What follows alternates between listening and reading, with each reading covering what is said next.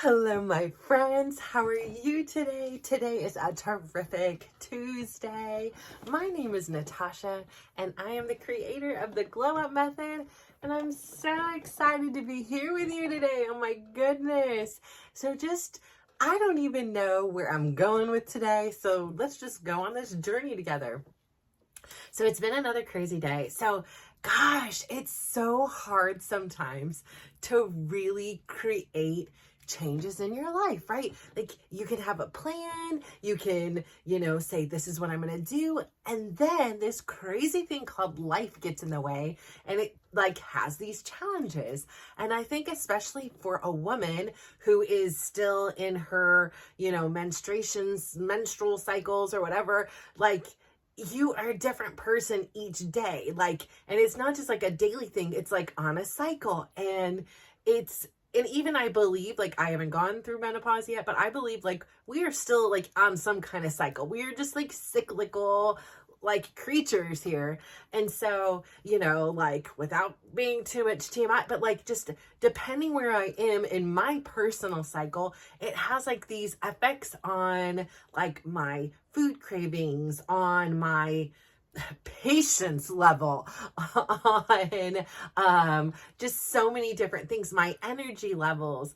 And so I'm beginning to get my energy levels back, which had been like super depleted, but I've been finding myself having these challenges of sleeping because I'm so excited about so many things. I'm working on all these things at night, and then my brain is just literally not settling down.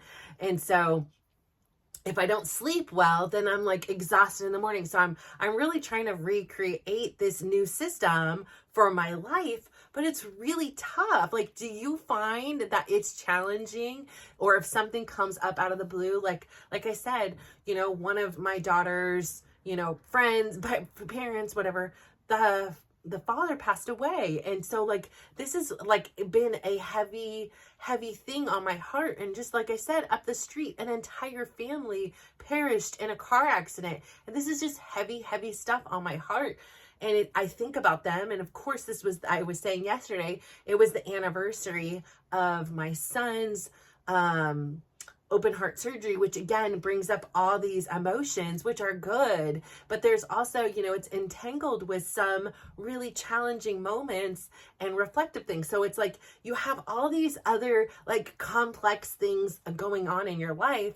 Plus, oh, I don't know, by the way, a marriage that's, failing, and, just kids, two kids, not one, but two kids with major knee injuries. Like today we were at PT for, two of the kids, and, you're watching them and supporting them in their struggles. It also has extra, burdens on you. You have to lift their foot up down the stairs. You have to lift their foot up the stairs. You have to help them shower. There's a lot he's become more independent with, but you still have to lift the leg to get him in the car, lift the leg to get him out, schedule appointments, assist when he needs help with PT things. So I was about to film, and then he needed my help. I went in and did that. So you have all these external forces that really, you can't always anticipate what your needs are going to be, or what like environmental things are going to happen. So even the best of plans sometimes don't work out. But I think the important thing here to remember is it's all about realizing that we want our lives to be different. And I think, again, I keep going back to this because it is so common for me to either be in autopilot, to be in that normalcy default setting, what do we call it, my right hand, or I'm just cruising and I'm not even acknowledging or recognizing what is happening. And then there's a shift, right? So I can relate this to my workouts. So before, I lived a life where working out was not a thing. There was not a workout at all. I was okay with that. That was my choice. Didn't feel bad about it. Didn't walk, didn't run, didn't dance, didn't feel bad. Like that, on occasion, I'd be like, I really should work out, or I really should do this. And I really did. I used to love Taekwondo, and I used to love kickboxing, and in my different phases of times of wanting to incorporate working out into my life again, I did different things. And it's interesting what has stuck with me now is the dance. That's my main thing I love. It's the thing, and I think it's because I get to release all these things on the inside in addition to the outside. So, I've done tennis and I've played different things, and I've done like kickboxing. I've explored lots of different options. And, for me, like I said, the dance. So before, I used to not work out at all, and that was okay. And then that was my default setting. And then slowly I started to incorporate, very slowly, walking. And I really believe it is crucial to start super small and give yourself a challenge, but not kill yourself. Like, I had the blessing of hearing this podcast once, and I don't remember who was speaking on it, but it was some kind of a trainer, and he was like, people, personal trainers out there are doing you wrong. Like, it is not about going into the gym and getting your butt kicked and struggling to sit on the toilet and get off the toilet and you can't even move, that you're in that much pain. Yes, you need to be in pain. Your body needs to say, like, it needs to break down to rebuild stronger, right? So it's not going to be all roses, but when you are going in and they are like putting you in that maximum level of pain, afterwards, they're not putting you in an environment and you're like, yes, let's get back out there again tomorrow and do that again. First off, you may not even be able to physically walk into the gym. And so hearing that was like a aha moment for me, because I thought prior to that, everything had to be this hard and beat up and exhausted. And if I'm not feeling this constant, fatigue pain of my muscles, then I must be doing it wrong. And so hearing that has been really, really comforting to me. And there are times that I feel like that, then I'm like, oh boy, what was that exercise we just did? Because we hit some muscles that I have been neglecting apparently. And then there's other times I just go, and of course, like afterwards, the legs are a little bit sore, or the glutes, or, maybe my arms or whatever, but it's within reason, right? And so, but then, suddenly working out becomes my default. So like right now, going and dancing, this is my default setting. It is something I look forward to. Getting in my steps most days is something I look forward to. Again, in my PMS time, I am not looking forward to any of it. Like, I'm like, I just want to lay in bed. I don't want to move, but I continue to do it. I'm like, nope, we made this commitment. I give you all the free reign of everything you want. You can eat whatever you want within this window. You can choose whatever exercise you want as long as you get your steps. Like, I've given you, like me, I'm talking to myself. I've given myself very few rules to follow. And these are so it's like, it's a non-negotiable. So like, even on times where I have been really struggling, I'm like, it's fine that you're struggling. I get it. Like, you're feeling down, you're feeling upset, whatever it is. And I totally sympathize with you. I am so sorry. This is the situation that we are in right now, but you got to get up. You just got to move. And that's it. Like, that's the rule, and you have to follow it. And so I begrudgingly am like, fine, like a kid, like, fine, stomp out of bed and, put on some socks and put on my indoor shoes and get it going. I'm like, ugh. And then it's a miracle, because shortly after that, I'll start feeling much better. So anyways, I say all that to say, again, today, here it is Tuesday. Tuesday's a fun day for me. I get to do in Pleasanton, a class, my favorite class. And then I get to go, usually in the evening, I go out to Fremont again, and I do another one of his class, which is his other dance form of class.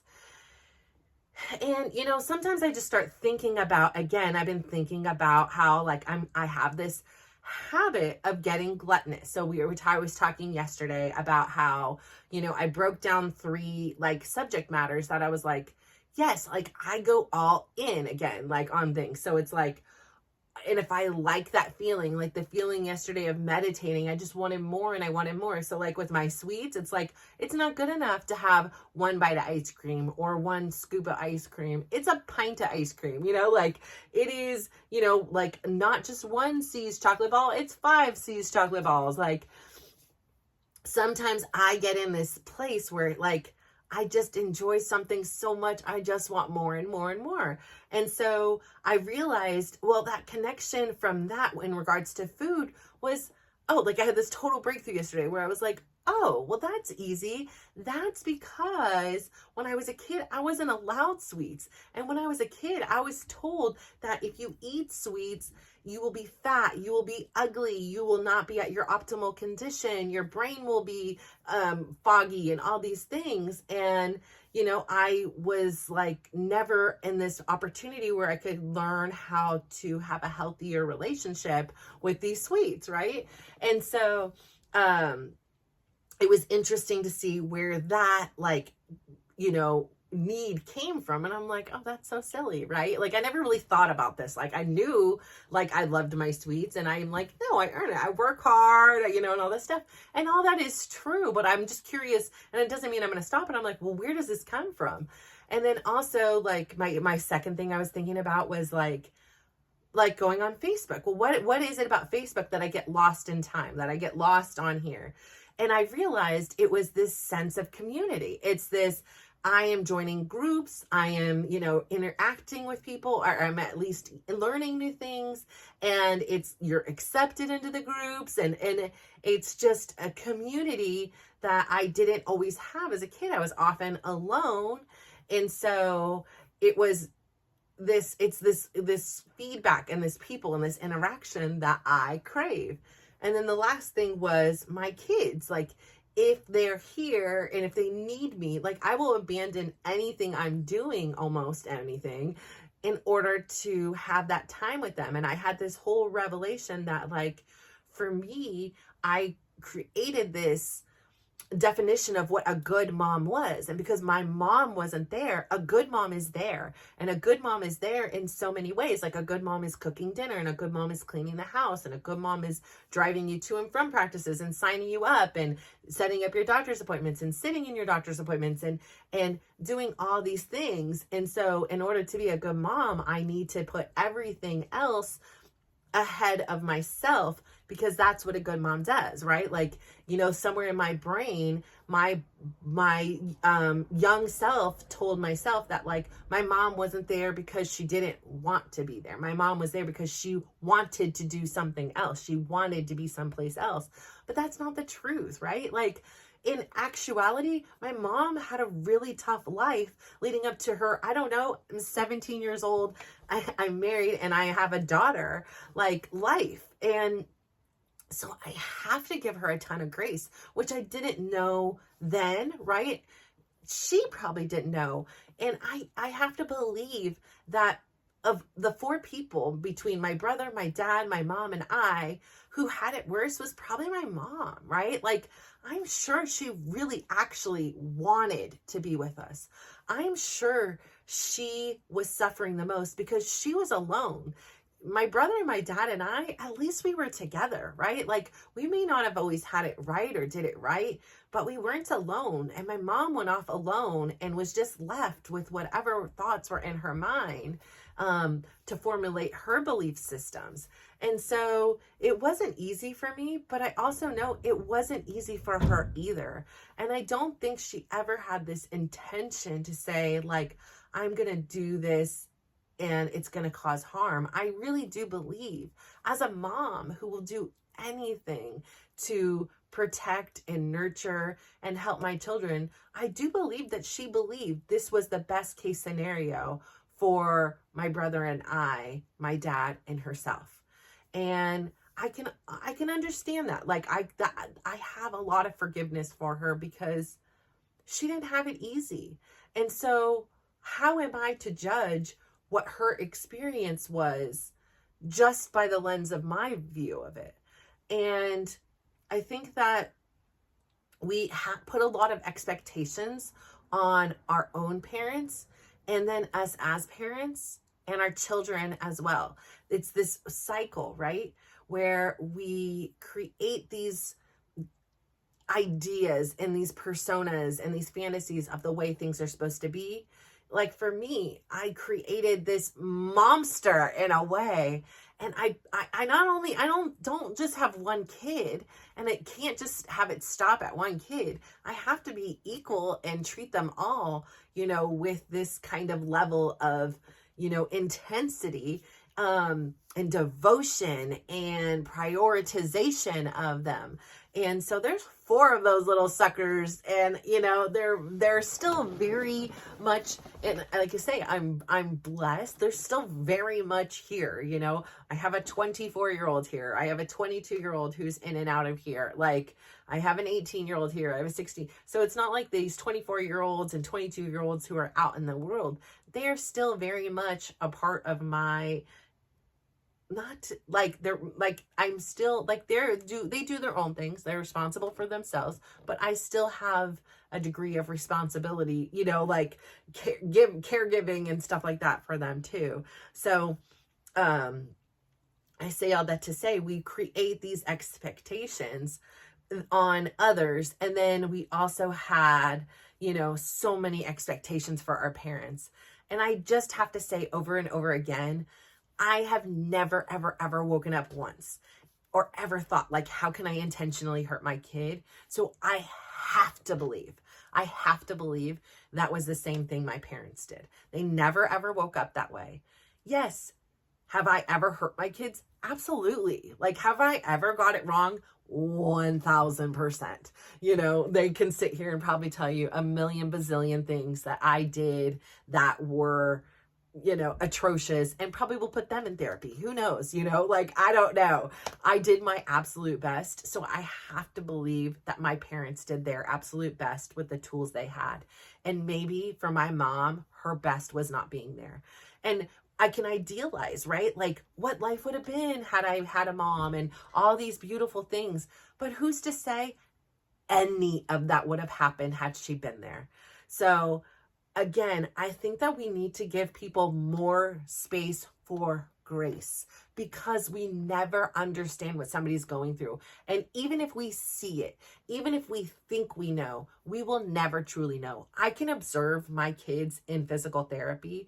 I can observe them doing their physical therapy homework every day, and I will not understand because I've never had that situation. I can completely sympathize. My heart can break for you, and I can be like, over here and just like so easily using my knees. And I'm sitting here watching a strong 16-year-old male struggle with bending his leg 30 degrees, where 3 weeks ago, in 3 weeks and 4 days ago, that wasn't even something he thought about. It just happened, right? So when we have something that shakes up our thing and change is happening, it could be, again, those things could be, like my friend's family. They are experiencing a significant loss. Their Superman is no longer here.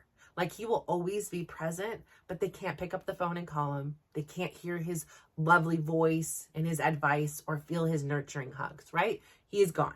That's a shock. That's a change, right? Like, it could be a change like me. I'm going through a change. My husband and I are separated. To me, it kind of feels like the same, except for, when he gives me sassy attitude. But actually the sassy attitude has been significantly less because he's not expecting like wifely things from me and then not getting it. It's clear what's happening here. He's setting his boundaries and like, no, I don't want to help you with anything. Okay, fine. I don't want to hear from you, and I don't want to hear these things, but I'm like, listen, I'm going to be me. So I'm going to continue being me. You have to cope with how you have to cope with, but I'm not going to change me so that you feel comfortable. I'm not doing things to make him feel uncomfortable, but like, I'm still going to help because that's who I am. I'm not going to be like, oh, well, he's not helping me, so I'm not going to help him. Like, I'm going to still help with the medical insurance. I'm still going to help with these things until I hear otherwise, right? Until he's like, I'm going to do this myself. Like, I ask him, hey, and would you like me to help with this? Sure. I did it all by myself. I set up my own email for the business. I ordered my own domain. Those are things I would have had Chris do. I am told you, I technically own, but I'm like, literally just take it. I don't even care. Like, take the business. I just want peace. I am not a techie. and I always say all the time, if I learned tech support, then there was no reason to have you around. It was always like my running joke. But now I'm like, I got this. I did that. Like, I was scared and I was kind of frustrated that like I had to do it and he didn't want to, I was like, well, then can I hire you? Like, I don't want to do, I don't know what any of this is.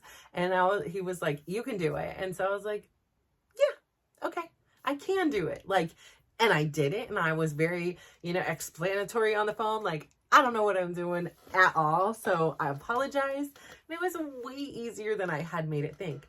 But again, that's a change, right? A change can be a health condition, right? You can no longer use your right leg temporarily.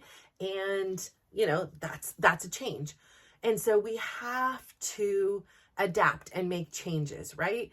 Sometimes they're initiated by our own wanting, and sometimes they're initiated by just life. And, what happens after that is so interesting because we are so adaptable. We are so pliable, or pliable, not applicable.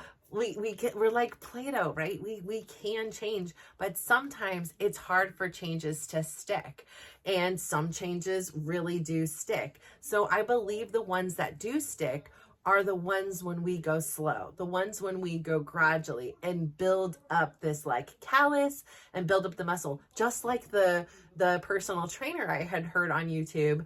And he was saying that like, we are slowly. Is it going to hurt changing? Yeah, because it's not easy, right? Like whatever it be, we're changing our, our diet. We are changing our workouts. We are changing, relationships. We are changing jobs, like whatever it is, it's tough, right? Like for me, even just using the left toothbrush, like it's funny because I was in a hurry once and I was like, listen, I know I'm committing to using the left, toothbrush, but I gotta go. We're going right on this one, and then, after the next time I brushed my teeth, I was like, okay, I have more time. Like I'm going to sit here and do this with the left hand. Like it takes time. It takes practice. It takes saying sometimes like, I don't have time for you left hand today, for you slowing me down. I know I'm making the choice to say, today we're doing the right hand, so creating this environment where you're making something so small. Like for me, when I first started making my bed, seems like such an easy thing to do, but for somebody who wasn't making their bed, it wasn't that easy. It was like, it had to be programmed in. And I was like,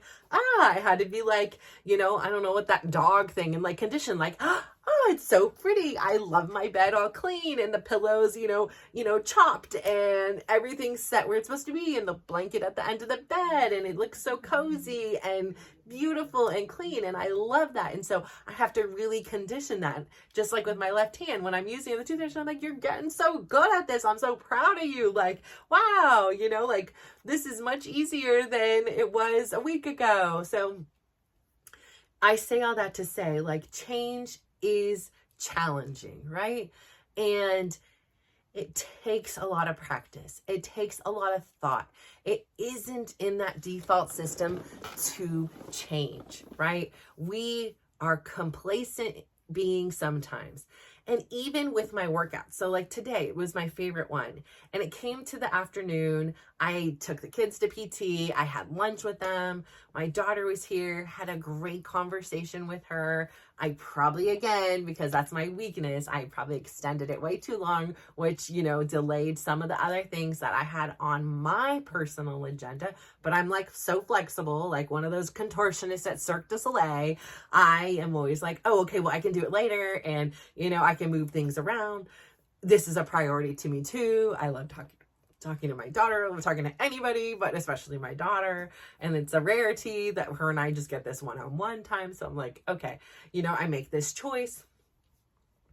And then I come to the point where I'm like, okay, I can either go to the gym in Fremont, and that's going to be a 2-hour commitment at the least, because I usually leave more than half an hour before, and it takes me about half an hour to get home. So I was like, I'm talking 2 hours, 2 hour and 15-minute commitment, which is fine.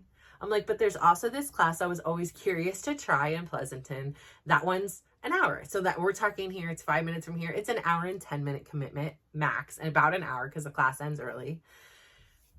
And then I happened to go look, and then there was this other class afterwards that somebody was subbing the class, and I really liked him. I took one, and he was subbing again. So I was like, okay, I can technically get 2 hours of dancing, or I can go get an hour with him and it's the same amount of time. And I went through this like whole like song and dance about how long I would be gone and when I would come home and film. And because like the driving also takes something out of me. Like I listen to podcasts, or I listen to, audiobooks. I listen to something most of the time. Sometimes I listen to music too, depending on my mood.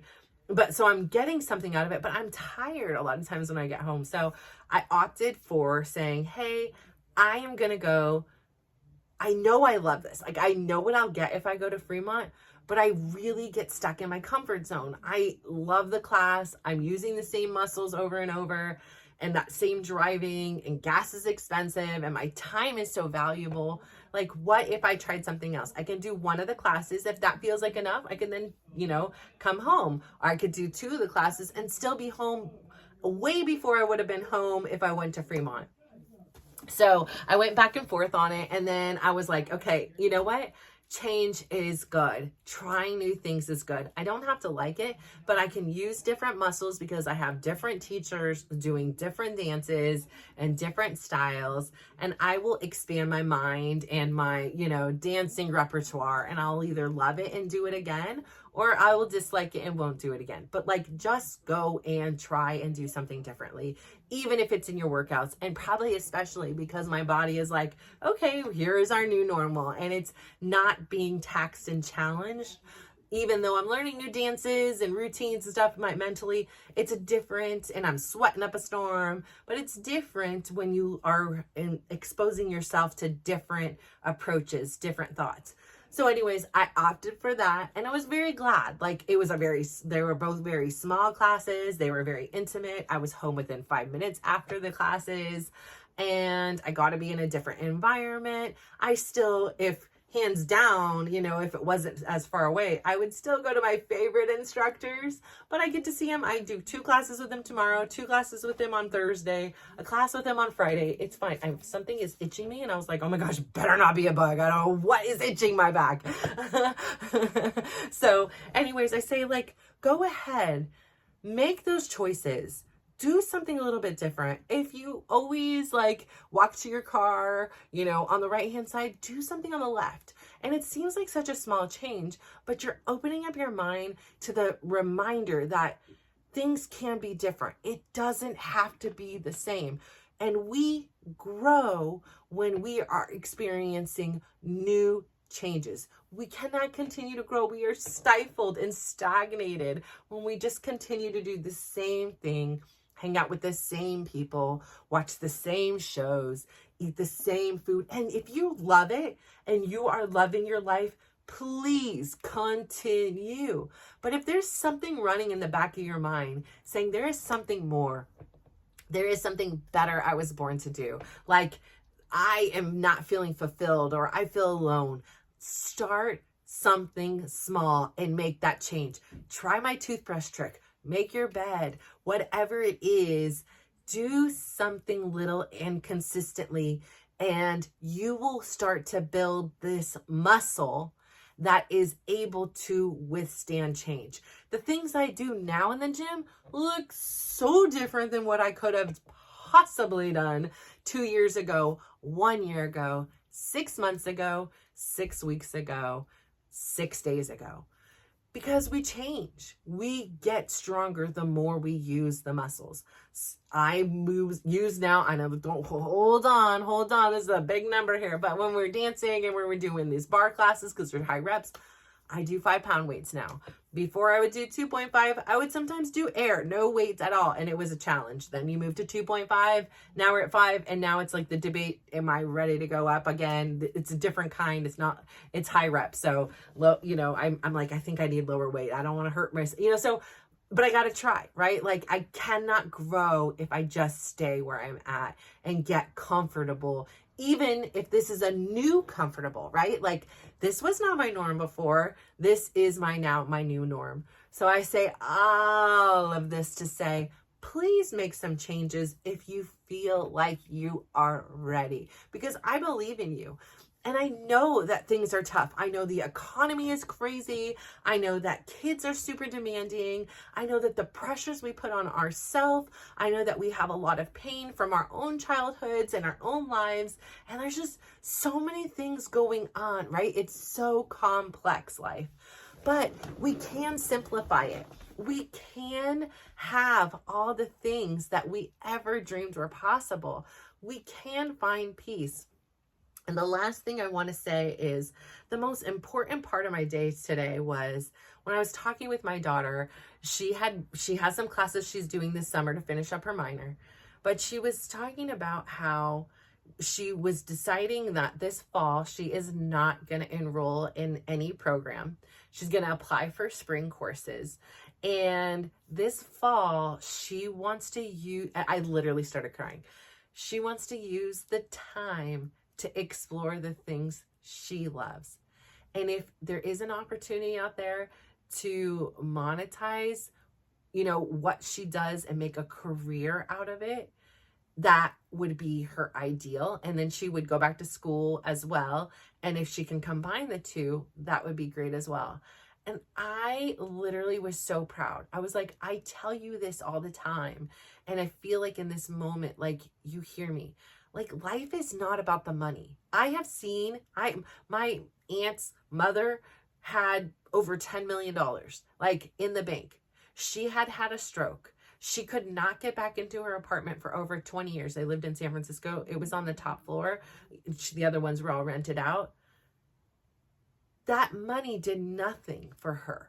Like, it's not about money. It is about finding. I said, don't get me wrong. Money is a fabulous tool, right? You can travel with it. You can buy cool things with it. You can donate it. You can help make others' lives better. You can drive a nice car, have a nice house. Like, it is a beautiful tool. Don't get me wrong. There's nothing wrong with money. But doing something for the benefit of money, right? It's the same thing as trying to lose weight to get to a certain pound. It's not about what you weigh. It is about the decisions that you made every day to get you there. It is about the life you're living all along the way, because it takes a really long time to see that happen. And if you're just waiting for this thing, then what? Right? Okay, I got here. Now what? Is life suddenly great? Oh, is life going to be suddenly great when you have 100,000, 200,000, 1 million, 10 million, 20 million? Like, is life going to be great? No, you're going to still be who you are, and you're going to be trying to fill this thing. Now you're just who you are with more money, right? So when she said that, I was so proud. And I was like, as your mom, I couldn't have asked for something better for you. She's like, I love when I'm doing my art, and I love when I'm doing projects. Like, I love when I'm doing these things, and I'm not in a hurry to get it done because I'm just enjoying the entire process. I was like, yes, this is life. Like, this is the secret to life. It's not about trying to do what everybody else wants you to do, or you think you're supposed to do because that's what the judgment is going to be. And this is what people have told you. Like, do what brings you peace. Like, that is important. I was like, there is no amount of money that is going to take it back, like pay you back. If you're in misery, you are taking off years of your life, and you are living like a living dead, right? You're not even alive, but you're living. So I say all that to say, go out there today, go find and go do something that brings you joy. Do you like gardening? Like, create a little succulent, give it to somebody, keep it on your windowsill, whatever it is. Like, go out there and have a little piece of joy in your life. Do something that brings you peace and happiness and joy, something that you could get absolutely lost in forever. Like this for me. I had no idea that this was something that would bring me so much joy, talking with you, and it has blown me away. So thank you so much for being a part of this journey. I am so proud of you. I'd love to hear what you're doing today for yourself, and those small little choices that you're making and new habits that you're creating. I'd love to hear about it. I'm so proud of you. You are amazing. I believe in you. Thank you so much. And if you could just do me one favor, please go out there today, give somebody a big smile, give them a compliment and just watch how they glow up. So thank you so much. Bye.